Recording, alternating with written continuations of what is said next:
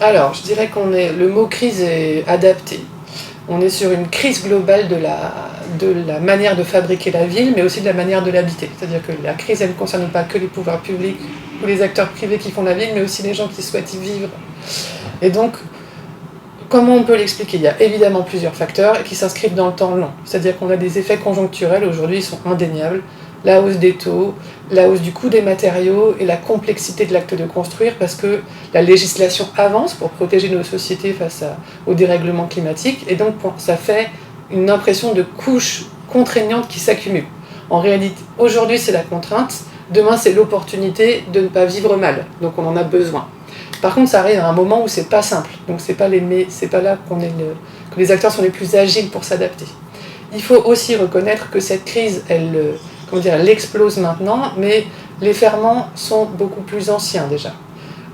Sur la période antérieure, on s'est habitué à l'argent très peu cher. Et donc ça a fait un appel d'air pour des achats, on a tous profité du fait que c'était facile de vendre et facile d'acheter. Donc forcément, quand ça s'arrête, on a l'impression qu'on étouffe. C'est plus subtil que ça. Et par ailleurs, on s'est tous, je dirais, collectivement tiré une balle dans le pied en valorisant, si ce n'est survalorisant, nos biens. On a les biens, que ce soit neufs, mais aussi non anciens, dans les zones tendues.